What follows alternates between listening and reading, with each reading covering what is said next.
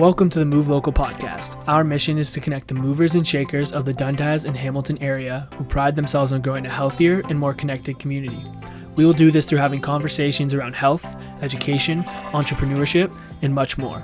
We want to be part of helping you move confident, move free, and move local.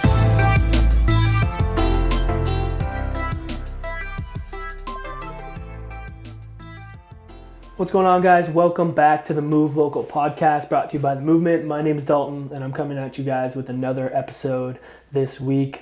We are transitioning out of the food game. The last couple episodes have been food related.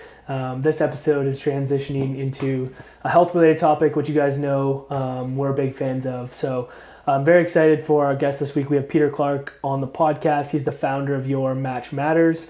We're going to talk about the importance of getting swabbed and getting on the registry for stem cells and a little bit of Peter's story. I'm super excited to have him on the show. Peter, welcome to the podcast. Thanks very much for asking me, Dalton. Yeah, no problem. Anything exciting happening today so far in your day? Not much. Yeah. Just taking it easy and enjoying the sun now that it's come out. I know. I thought we were going to get flooded out, but it was nice to see the sun come through. Yeah. We just did the Sulphur Springs relay race. So our team at the Movement, we had 8 people from the Movement go and do the race. So we did the 100-mile race over the weekend. So it was a fun time. I was actually riding. Yeah. And I shouldn't have been, but I saw the trail and it was pretty muddy. Like when I went across Mineral Springs, I saw the trail and it was like, yeah.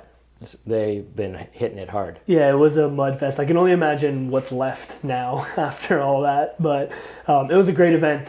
Super happy about it. But I want to dive into your story, Peter. And I think like your background and your story is a good place to start, which I know was like a big driver of launching Your Match Matters. So maybe we start there with just getting a little insight into like your story and why this project is very important to you. Okay. So we'll go back to 2021. I'm relatively active. I mean, I was hoping this wouldn't be videotaped so I could say I look like an Adonis, but we'll Photoshop it in. Yeah, that's right. But I am very active. I do a lot of cycling. I played hockey for like almost 45 years, in 2021, I was doing my usual cycling, which, 200 or 300 kilometers a week and that sort of thing. But I was coming back from my rides, just gutted. And I should have been feeling better as the summer went on and fitness improved. And I was coming home and literally just going right to bed. And so I am a typical guy my age, basically a dinosaur in many ways. I don't like going to the doctor. And so, I was like, I'll push through this, it'll go away, that sort of thing. And my wife was pressuring me to find out what this is all about. This is not normal for you. So eventually I went to the doctor. In basically January of 2022, they said I had kidney cancer. This was right during the heart of COVID. Yeah. It was a bit nuts. And they said, in 2 weeks we're going to take most of your left kidney out. Oh, jeez. I'm like, okay. I mean, what are you going to do? Yeah. The fact that all non-essential surgeries had been canceled meant I got right away. And right. They popped it out, and I thought I was good to go. They said they got everything that was cancerous, and I go in regularly now for just checkups, but they saw something else during that time because of course they're taking blood, so then as that 2022 went on, I had bone marrow extraction, and from there, I was actually headed away on a trip to Mallorca in April. And on the way to the hospital, I got a call, and it was the doctor who'd done the core sample of my bone marrow.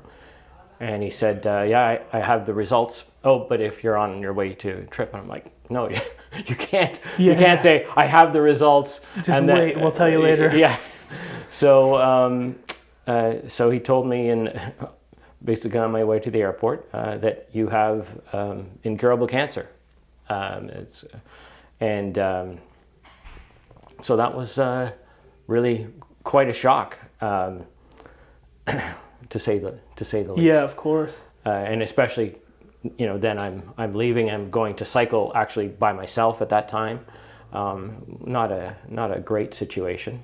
And to kind of make a long story short, when I was away, probably in the second week, I got another call from the Juravinski Cancer Center to say, can you come back, because we got a appointment for you, and then we can give you more information about what your situation is. Yeah. So I changed my flight and hopped on a plane and went back to the Juravinski Cancer Center, and they told me I had something called myelofibrosis, which is a blood cancer that causes scarring of the bone marrow. So then you are unable to create new healthy red blood cells. So it's like being anemic, only a little bit worse. Right. Yeah. Yeah. Wow. Yeah. That must have been just like a very overwhelming period of time. And I feel like, everyone, I shouldn't say everyone, but I feel like there's a lot of people who are impacted by cancer, and they know someone who's had it. And like, I think even, trying to people will sometimes try to put themselves in other people's shoes and like try to imagine like what that moment would be like. But, when you kind of experience that, like what was that like for you in that moment? Like, what were some of the things that you were like feeling or thinking? Or I mean, so first of all, he couldn't tell me the specific cancer. He just said, you have this cancer and it's incurable. And so he just told me the family that it was in.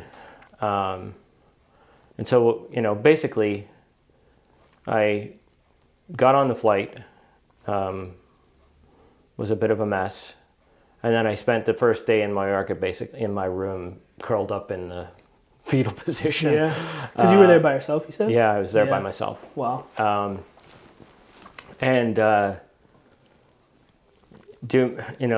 Maybe doing a little bit of research about, what that family of cancers meant. Mm-hmm. But for the most part, I was just kind of in shock. Yeah.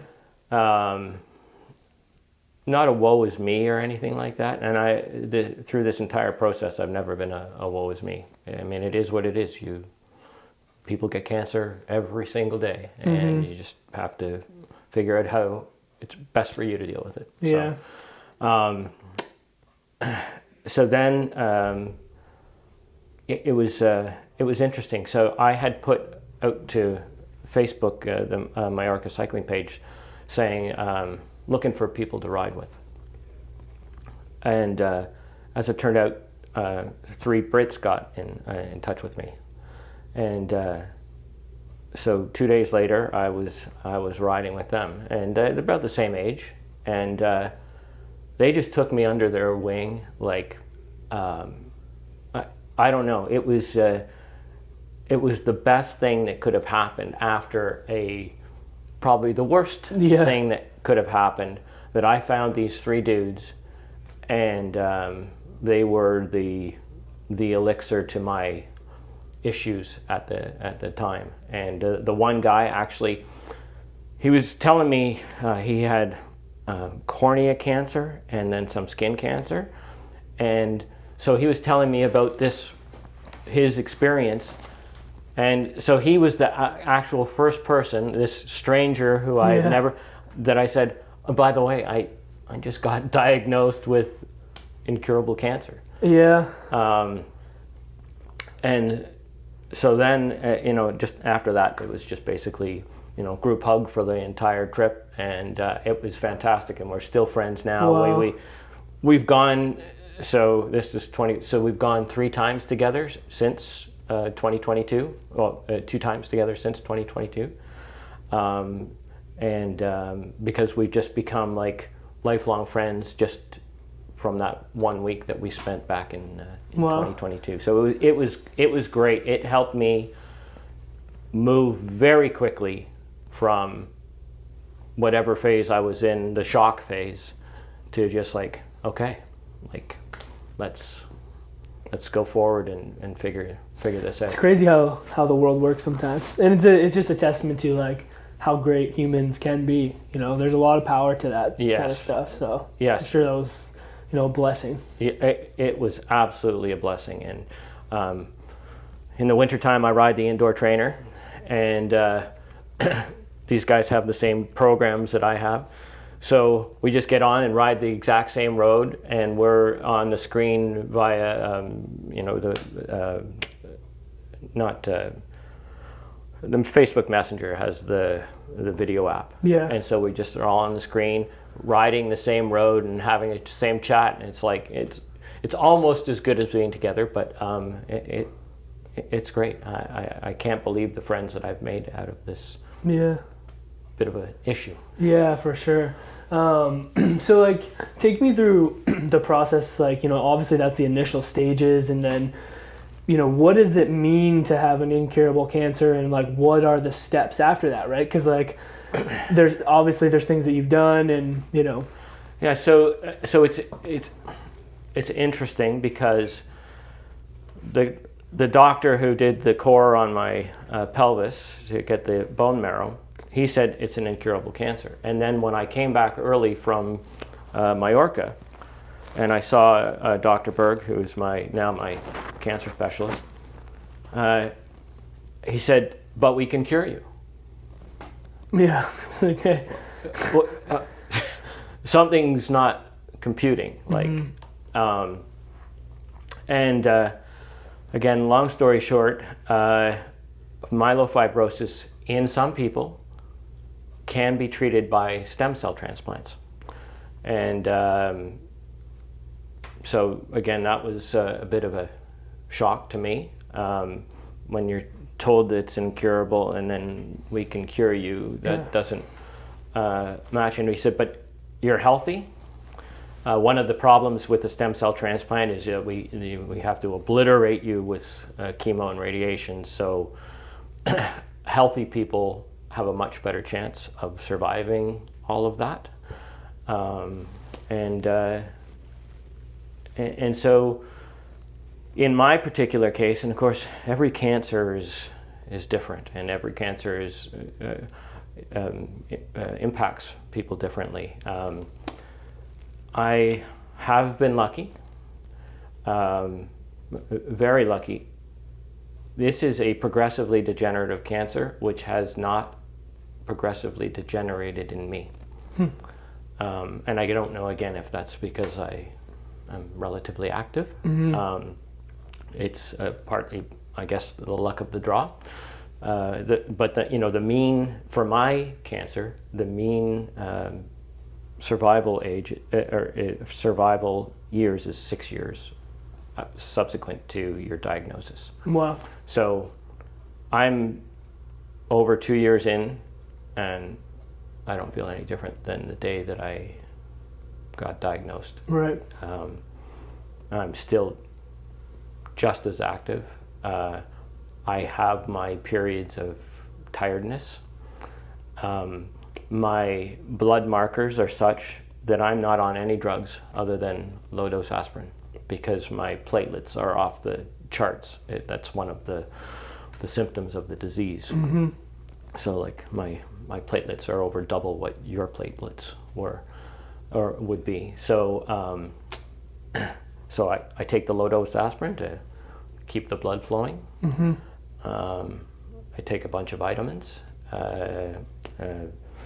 because I have to keep my iron up, so the iron helps with the oxygen transfer of the hemoglobin, and that's it. I'm lucky. Some other people are on a drug that they are degrading quite quickly, and they are on a drug to try and get them to a transplant. Right. And so I think that's kind of obviously, transition into like Your Match Matters and stem cells, like, and the registry and all that stuff. Maybe you could explain a little bit about like what the process is of getting a stem cell transplant and how someone would, be a match for that, because I think that obviously plays into a lot of what you're doing. Yeah. So, once Dr. Berg said, "Oh, you can have a stem cell transplant," and then I started looking into it, and I don't plan to be a pseudoscientist and know everything about stem cell transplants, but it was like, again, a eureka moment in terms of how much I didn't know about the entire process. Yeah. My preconceived ideas was about stem cells and bone marrow and that sort of thing. And I've given blood before, but I thought a stem cell transplant basically, it sounds crazy, but some thing sucked the bone marrow out of the donor and then it pumped it into the recipient. And when I started going down the educating myself process, I was stunned that to get on the stem cell registry, it just takes a swab inside your mouth and then sending it away. And I couldn't understand that, just because of my preconceived notions about, you have to go give blood, or it has nothing to do with actually the giving of the blood. They're not matching your blood type. They're matching something called HLA, human leukocyte antigens, and it's just proteins that identify whether your immune systems are a match, the people's immune systems, because that's essentially what the stem cell transplant is doing. It's there with chemotherapy and radiation, they're wiping your immune system completely out. The new stem cells from the donor are providing the new immune system for you and killing any remaining cancer cells. So I was like, that's so easy. Yeah. Why doesn't everybody do it? Why, and we'll probably get into this, but why, when you go give blood, and you're saying, 17 to 35 years old, the person taking the blood say, "Oh, would you be interested in becoming a stem cell donor?" And this is how easy it is. And I just have to take a swab while you're giving blood. Yeah. It's crazy. So I started learning about stem cell registries, how the stem cell registries interact. So we have a Canadian registry, we have a Quebec registry, and then there's registries all over the world, typically in developed countries. And they go through the same process where their citizens take a swab and send it in. And then when you need a stem cell transplant, they first look at the Canadian registry, and then they start looking at every registry around the globe, because all the registries are interlinked. And so we'll just go, let's say, from start to finish. Let's say you decide to swab, and you send your swab in, and like you saw on in my launch event, Jay Sethna from New York City, he was at an event, he swabbed, and he completely forgot all about it. And then 7 years later, he got the call saying, can you come in, because you're a match for somebody who has a disease, and we need your stem cells. And so Jay didn't really understand that he was the only person on the planet who could save this person's life, Yeah. because he was the only match to that person. So first of all, you give your swab, and you may never ever be a match for anybody. You age out without ever being called. You put your swab in, you're called, and then they start evaluating your health. So they take a little bit of blood to make sure that you have no diseases, communicable diseases, that sort of thing. If you're going through with the process, what they do is they give you a drug that it increases the number of stem cells in your body so that they can harvest them. And then when you're actually donating, they basically it's just like giving blood. They take the blood out and then they put the blood right back in. But then they have a machine that takes the stem cells out of the blood. So it is probably the least invasive thing that you can do to actually save somebody's life, like right then. Yeah. When you think about, and it's very personal too. So when you think about going and donating blood, your blood goes into the gigantic vat of blood and then gets mixed and goes into the people's arms who need blood transfusions. But you'll never meet the person who got your blood because your blood is mixed up with everybody else's blood that's the same type and that sort of thing. This is pretty intimate because you're saving this person's life just by a very, very simple process. Yeah. It's so all of these things I found that through the course of my education, and then I also found out about how many times that their matches aren't found, and it's particularly in people of mixed race, people who from ethnicities in their countries, they don't have a lot of mechanisms for getting swabs. Right. And then I also was educated that when you see on the news, and it happens at least once a year, somebody trying to find a stem cell match for their kid or their family member or whatever, and they're having drives in their community or all across the country, that person's dead already. Even though they're not physically dead. Yeah.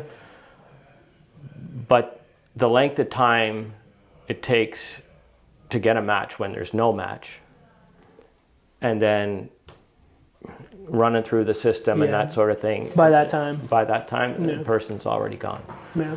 And quite often, I don't know why it's the case, or maybe it's just because these cases are the ones that are in the press more often. It's kids, it's young kids, and I can't imagine the feeling of being any family, whether it's a kid's family or any family, to have to plead across the country for people to try and find a match for their person, even just hoping that something happens quickly, but it actually never does. And the doctors don't really talk about that much, but that's absolutely the case. And so then that kind of led me to, so why is that when it's so frickin' easy to actually get on the stem cell registry? Yeah, that was my biggest takeaway from your presentation, because I was unaware of that as well, and I'm like, how is this not how are we not getting more people swabbed? Like, it's the simplest thing you could do. And like, I was very unaware of it, and I fall within the age range of like 17 to 35, which is like an important age range for you to swab. And so like, when you guys were going through that, I was like, wow, this is crazy. And I also have given blood plenty of times because my mom had a form of blood cancer. She didn't need stem cells, but she needed a lot of blood transfusions. Yes. So I've given a ton of blood, and even having known someone in that realm, I didn't have any idea that that was something that you could do and how simple it was to do. And then like you guys going through just some of the numbers, which I wrote down here, like, you know, the percentage of people who find a match within their own family is 1%. So like how important it is to have multiple, you know, diverse group of registries. Yeah, like I have my son immediately went and got tested. He's not a match for me. Mm-hmm. And it's actually, as that stat says, it is not common to find a match. Right. And in fact, I know of a person within Dundas whose parent got a sibling's, well, his sister's stem cells, because that was the only match that they could find, and it wasn't a good enough match, and he passed. Yeah. So, so having a diverse pool is so critical. Yeah. And the current odds of someone finding a match on the registry is under 5%, which is like crazy. That's pretty low. Yeah. So like the fact that like we can improve the chances of that stuff happening by just getting more people swabbed, which is such like an easy thing to do, is like, it's like kind of like a no-brainer to me. And that's why I was so intrigued in like your talk, and then even just like what you're doing with Your Match Matters, which is kind of like, you know, where I want to transition next, because obviously that is like trying to help solve this problem. Mm-hmm. So maybe we can talk a little bit about like what you're doing specifically with Your Match Matters to help improve that problem. Yeah. So there's, you know, the Canadian Blood Services has absolutely a mechanism for getting swabs in people's hands. For the most part, that requires people to be proactive and go to them. Unless you're in a situation where you're understanding the need, the likelihood of you contacting them is relatively low. And maybe you see something on TikTok or Facebook or something about them running a campaign. They're, you know, encouraging people to get swabbed, but unless it's in your face and unless there's some connection that is made that makes you want to do that, is that your priority? You know, probably not. No, everybody's busy and everyone's got a lot going on, and like, you know, think about how many people they're trying to just get to donate blood in general. Yes. You know, like there's obviously a very big need for that as well. And so, you know, I would imagine it's even harder, obviously, clearly, to have people even do something like this, when in reality it's a lot easier to even give a swab than give blood. So then that's where the education process comes in, and Canadian Blood Services has a tremendous amount of information about how easy it is. But again, you have to go there first to receive that information. So, you know, as a result of me getting the disease and understanding about stem cells and understanding how easy it is to get on the registry, I thought, you know, if I can get more people on, then that improves the chances for those people who otherwise would be begging for somebody to step up and they happen to be a match. Mm-hmm. If those campaigns didn't happen, then that's one of success. That's what success looks like. And I realized that also, you don't obviously get like 10,000 or 100,000 people on the registry just because I want them to. Yeah. So we came together with Josh and Rich and a number of other friends, and we decided that we can make a difference by doing a number of different things. So first of all, we want Your Match Matters to be about action, and that action is going to events where we know that there's lots of eligible people to swab, and both educating them and putting the swabs in their hands right there. Mm-hmm. So we're coming to you and educating you and putting swabs in your hands to get you on the registry, not waiting for the passive approach where the person has to approach Canadian Blood Services. And so we're planning on going to different sporting events. We're at the Mississauga Dragon Boat race on, I think, June 9th. Awesome. Which has hundreds and hundreds of people, quite often in the right age range, healthy, active, and to be honest, they're a captive audience because only so many people are going to be in the boats at any single time, and the rest will be watching around. There's a number of different booths, that sort of thing. We're at Chico Racing 24 Hours of Summer Solstice. Oh, nice. That's great. Yeah. That'll be a really good event for that. Again, captive audience. People are waiting around while people are running. Yeah, the crews are, waiting to help the riders as they come in, that sort of thing. So those are the types of events that we're going to get into. But again, that's... I want to eventually get bigger, but bigger in a way that brings the problems together. And when I say problems, or brings the challenges together. I shouldn't say problems. There's no problems, there's only challenges. Our healthcare system is incredibly fragmented, and I don't really need to go into that. Mm-hmm. Everybody kind of knows is aware, the siloing that goes on within, even between hospitals, between health networks and that sort of thing, between Canadian Blood Services and the various health networks. And my goal is to begin a dialogue with these disparate medical institutions to say, how can it be done a little better? Because that's where the huge differences can be made.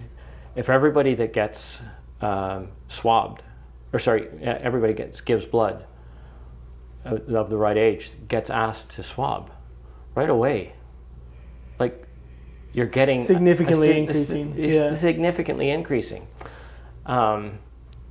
Canadian Cancer Society, they do the big ride, Cure for Cancer. Yeah. When the people stop at, let's say, the Toronto event, which goes, Toronto, Niagara, and when they stop at McMaster, do they have any booths that are saying swab? Yeah. No. So there's things that can be done to immediately broaden the scope. Doctors' offices. People see their family doctors all the time. Family doctor, there's this thing, if we take a swab and you get on the stem cell registry, you could save a life. I mean, obviously there's barriers, like every second of a doctor's time is valuable, and if they have to take time to explain the swabbing process and what's required, maybe that's a problem, but surely we could figure that out. Mm-hmm. If every doctor's office had some swabs and eligible people were swabbed, again, the difference that would make would be dramatic. So things like that is where we want to evolve. We want to be on the ground. We want to be demonstrating that we're doing actions that are going to get people swabbed. We want to be talking to people. What are the barriers? Like for you, if I'm talking to you and you say, yeah, that's not for me. Why? Yeah. There's no wrong answer. Yeah. Everybody has their own personal feelings, but what are the barriers in you that you're apprehensive about saving somebody's life so easily? Like if I had fallen off a cliff, you'd grab my arm. Yeah. So why not just have the potential to save somebody's life almost that easily? Yeah.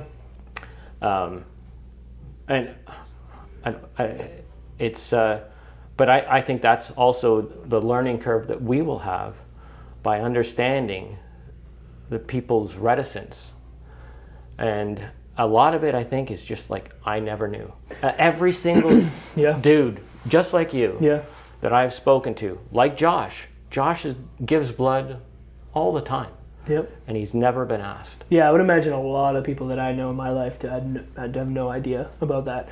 And I think the part of it is just like, what you guys are doing, I think, is going to be a good solution to the problem, because you're going to the people and you're reducing the amount of time and barrier between understanding how easy it is and then doing it.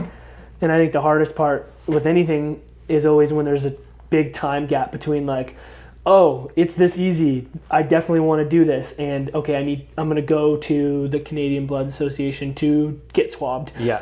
It's so easy to lose that, and it's just gone, right? Yeah, so because life interferes. Of course. It's not even, I think a lot of times it's not even like the intent of not wanting to do it. It's just like it gets pushed off, and then the next thing you know, it's out of your mind. It's 3, 4, 5 months later, and you still haven't done it. Right? Yeah. And there's so many causes, and I don't mean this in a bad way, but there's, the ride for cancer, there's the ride for mental health, like there's so many causes, and people, I think, have cause fatigue as well. And again, that's why they don't go out and search how can I help and that sort of thing. So to your point about the time lag, when you're right in front of somebody, when you have a captive audience, when you can explain it, and you can put the swab in their hand and get her done. Yeah. It's the best way to do it. The best way to do it. And then slowly work upon the institutional barriers. And that's obviously, it's like turning a cruise ship. Yeah. The cool part about nowadays, though, and like what I like about what you guys are doing is like, working on chipping away at the bigger institutions is always something that I think we need to do, because if we can get that to flip, you're going to really impact a lot of people. But the fact that we can use social media platforms, your website, your story, the amazing communities that are here in Hamilton, to actually still have a positive effect on this by just like connecting with the different people in different spaces, like with people who are eligible, like I really do think like that's the starting process, and like you can immediately have impact on that because you don't have to wait for anyone else. It's like you can start mobilizing on that kind of stuff right now versus like, trying to break down some of those barriers, and that red tape can just take a long time. Yeah, and so that one of the things are, if like you go to our website, you can ask us to come to your event. So if you're having something, and I mean, we'll probably, when I say we'll come to any event, that's not entirely true. We only have limited resources, but if you're organizing an event, whether it's a sporting event or a wedding or anything like that, where there is a lot of people of the right age, we'll come swab. We'll come and tell people all about it, and we'll come to you, and we'll get the swabbing happening. And so even as a result of the launch party, I've had people reach out and say, we're thinking about having you come in and talk to us. And maybe we only get 15 swabs or 20 swabs. It's 20 swabs Oh, yeah. we did not have previously. Yeah, and that'll compound over time. The more you guys are getting the message out, the more people you connect with. That one person of that 15, tell someone else, and like, I do think that it's gonna have a big impact on the whole situation. Yeah. So, yeah. How has, like, since the launch, because that wasn't that long ago that you guys did the launch party and all that kind of stuff, like, how has things gone for you guys? Have you been seeing, like, I know you got a couple events going up, but like, how has it been? I know kickstarting things can be a little bit of a challenge sometimes. Yeah, so I guess I will preface this by I was away for a little while, but people have been reaching out. There's been more traffic to the website. The medical community, well, Juravinsky in particular, has been thrilled. And again, they are one of the levers that we will use to help bridge the gap between different institutions. So I think once we do the couple of events in June and people see us and we'll figure out what it's all about, and that it's not something scary at all, I think then we'll see a bit of a domino effect. So, yeah, I mean, the event was, from my perspective, the event was very positive. It was great. And so we'll be leveraging that, and we're posting the parts of the event on the website shortly. So yeah, we're happy. Growth is great. We'll also try and manage the growth, because if we get 100 requests to be at a place, we won't be able to do justice to all those. So we want a little bit of time to grow, and then hopefully get a network. So there's an entity in Quebec that does something similar, and so we will be reaching out to them and trying to get a network of entities that are actively going to the communities, to the events where they can swab, and just help out Canadian Blood Services. I mean, again, Canadian Blood Services has limited resources. They have a great program where if you contact them, they will send the swabs to your house. But still, they don't necessarily have the manpower. So to be out at the communities and be out at the community events and that sort of thing. So that's where we can help out as essentially a volunteer organization. Yeah, no, I love that, and obviously anyone listening to this, use it as an opportunity to go do that, or tell someone, or connect, or reach out. Because I think the one thing that I love about this podcast, and now we're kind of like almost 90 episodes into it or something like that. A lot of the people that I've talked to are in the same circle. It's like in Hamilton, it's like I've interviewed Rich, I've interviewed Josh, I've interviewed a lot of people that you just talked about. Like, there's a lot of people that are willing to help each other, especially in the small business community of Hamilton, that like, it's something like this that is very, I think, easy for small businesses to rally behind and support. So I think, like, if you guys have been listening to this podcast, this is a good opportunity to continue to do that, for a great cause that does not require a lot of effort to get swabbed. Yeah. I want to have a couple rapid fire questions for you, just to have a little fun here. I know you're into mountain biking and riding the trails and all that stuff. What is like one of your favorite areas to ride in Dundas, Hamilton area? Well, so I guess the thing is I ride road, gravel, and mountain biking. Do it all. And I enjoy the diversity of that. I know some people they just like road, or they just like mountain biking, or I have friends in all these camps that will only do the one. But I like the diversity of things.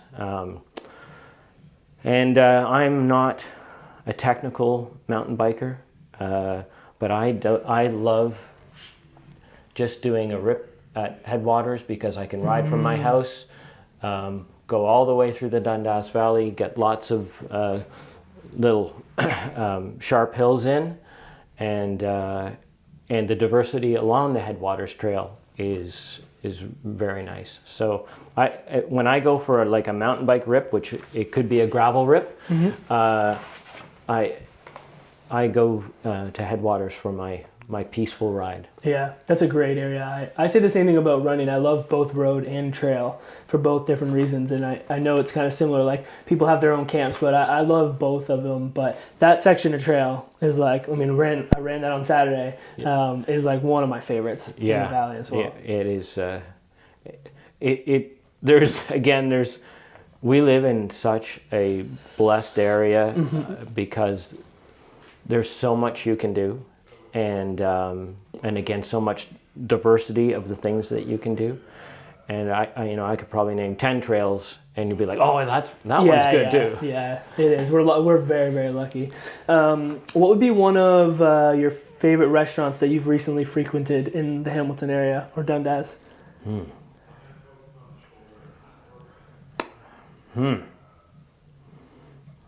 Just coming back from Spain, I have Spain in my mouth. So. Yeah.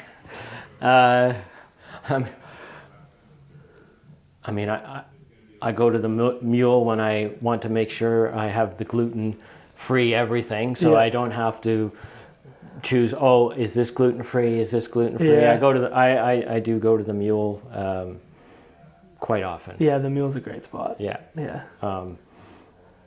So I'm going to say the Mule. Okay. I haven't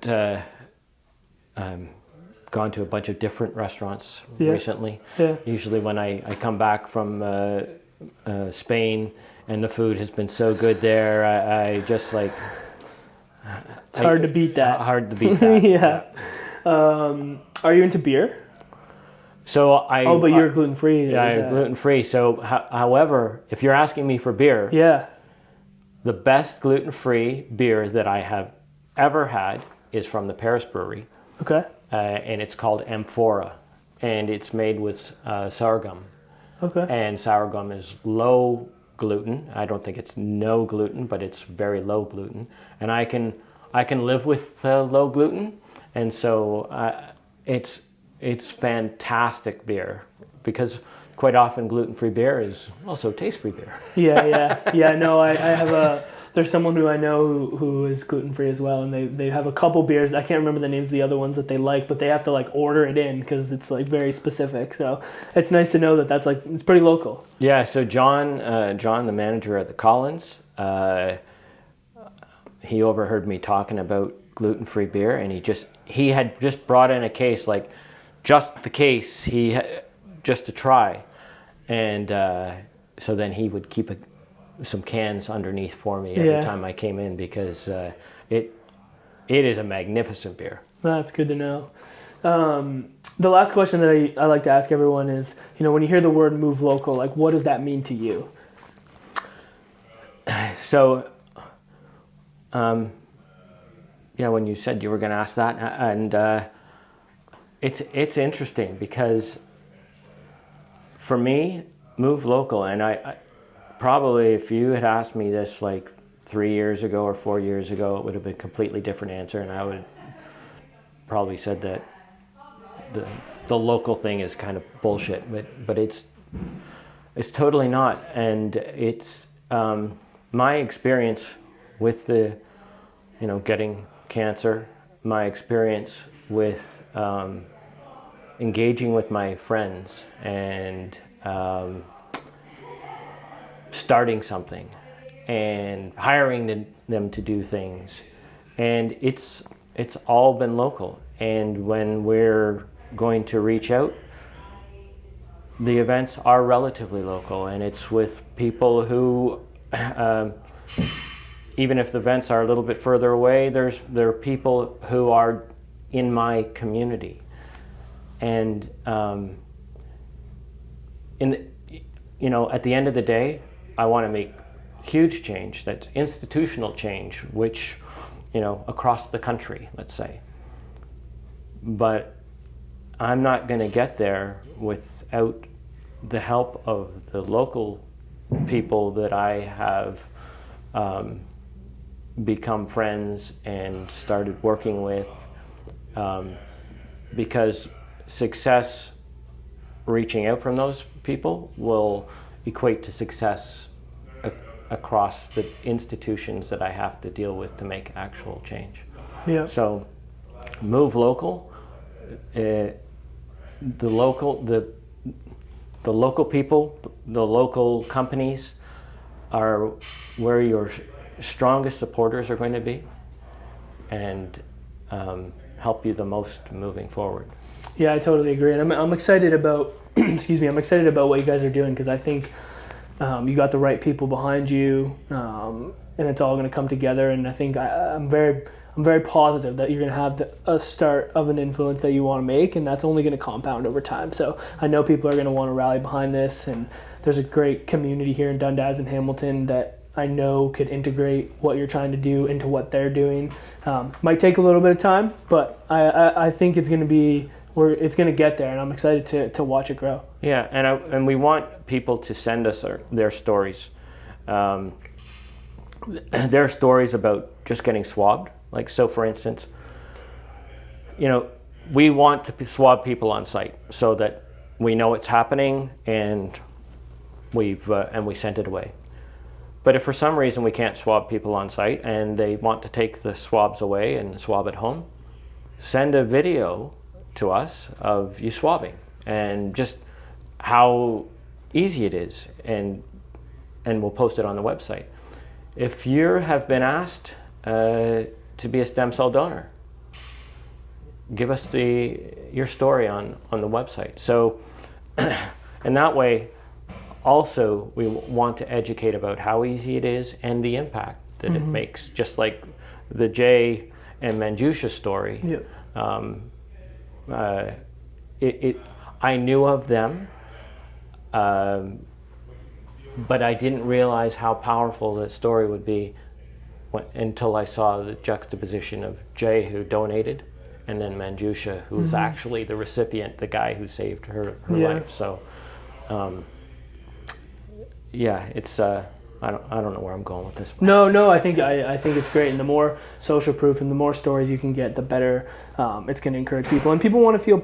I mean, we're all human. We want to help each other. We want to feel like we're doing the right thing, and I think this is a way that you can put yourself in a position to do that. So I love that. Why don't you leave people where they can find your website and any more information about you guys? Yeah. So just type in yourmatchmatters.org and you'll get to the website, and all the information there is on how to contact us.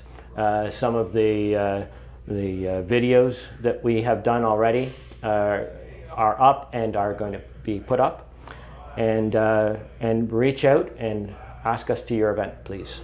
Yeah, I will link the website in the show notes. I'll link the video that Josh, who was a Move Local guest way back in the day at the start of the podcast, he was a big part of creating that. I'll link that there as well. Check it out. Check out the website. Check him out on Instagram, all that good stuff. Peter, thanks so much for your time, sharing your story, opening up about your story. I think it's going to go a long way, and I really appreciate what you're doing, so thank you very much. Thanks so much, Dalton, for having me.